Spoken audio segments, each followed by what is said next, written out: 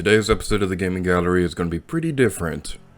Rather than discussing the development history of our favorite and not favorite games, or something that never saw the light of day, we'll instead be discussing a song. Don't worry, I won't sing in this video. I'm your host for today, L8RG8R2U, and in today's episode of the Gaming Gallery, we'll be discussing the history of Megalovania. The first thing you may be wondering is, why Megalovania of all things? We could have our first music-focused gaming gallery focus on something like Tataka's song or our personal favorite song, Pollyanna, but Megalovania in particular has become more influential than you may think at first. The history of Megalovania actually predates the release of Undertale by more years than you may think. In 2008, EarthBound fansite Starman.net held a contest called the Halloween Fun Fest, where members could submit projects like fanfics, comics, artwork, and even fan games. A user named Radiation, who managed the PK hack on Starman.net, decided to create a fan game for the contest called Radiation's Halloween Hack, also known as the EarthBound Halloween Hack, or known by some as Press the B Button Stupid. Nowadays, Radiation is more well known as Toby Fox. According to Toby Fox, he was originally planning on using the song Megalovania from the 1994 RPG Live Alive, however you pronounce that. He never got around to it, so when the time came to create a song for EarthBound's Halloween final boss, Toby Fox, quote, yelled whatever he felt like into a microphone and wrote it down. Little did he know how far this song would take his career. The name of the song was chosen by combining the words Megalomania, the original song that was going to be used, and Transylvania, a word that Toby felt matched the Halloween setting perfectly, putting them together, creating Megalovania. EarthBound Halloween, like we said earlier, was a ROM hack submitted to Starman.net's 2008 Halloween Fun Fest. The events of the hack's story takes place in an alternate timeline where the four heroes never returned from facing Gygus at the end of EarthBound.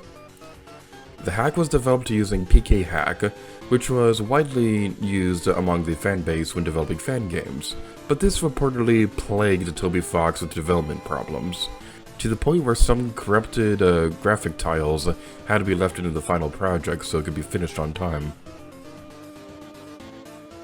ROM hacking is a challenge, even when you know how everything works. Beyond this, the ROM world has a place of limits, caused by the heavy constraints placed on the original game creators by the format they work with. In this case, the heavily compressed cartridge format. For example, each image in a Super Nintendo game has a limit of 16 colors. This set of colors, or palette, is shared with many other images to save space.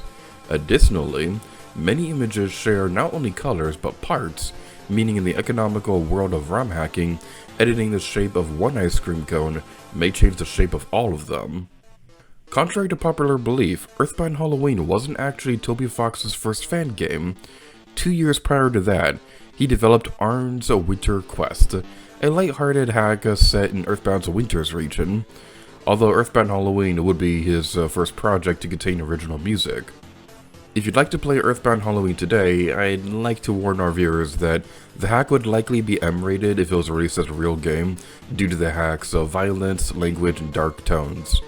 Looking back on it, Toby Fox has referred to EarthBound Halloween as a bad ROM hack with swears. Toby Fox would later work as a composer for the webcomic, game, episodic series thingy, Homestuck. The world of Homestuck was influenced by things like EarthBound, The Sims, and Spore. The story featured 4 kids playing a game called Spurbs.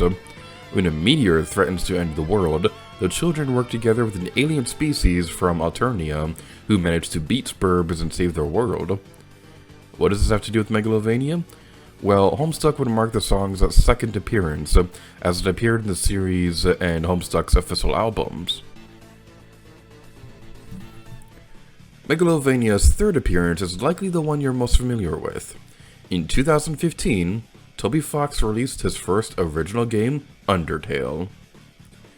Between its unique mechanics of sparing monsters rather than killing them, and its EarthBound-inspired dialogue and story tone, Undertale has become a huge success with many, myself included, claiming it to be one of the best indie games of all time.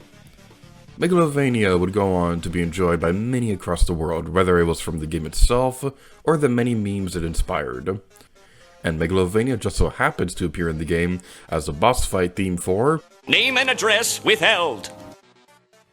And with Megalovania appearing in Super Smash Bros. Ultimate alongside of Sans Mii fighter costume, it's safe to say that this song has become iconic in the gaming industry.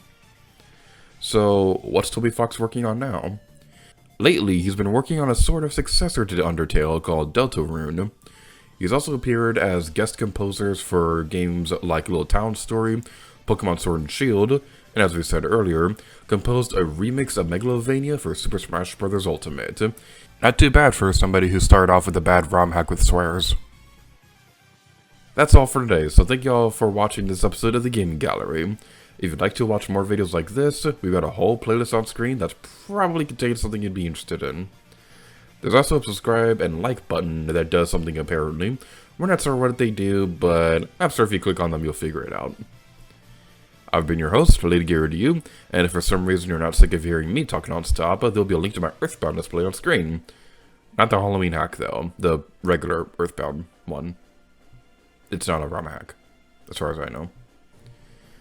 Thank you all for watching this episode of the Gaming Gallery, and remember that in our hearts, we are gamers.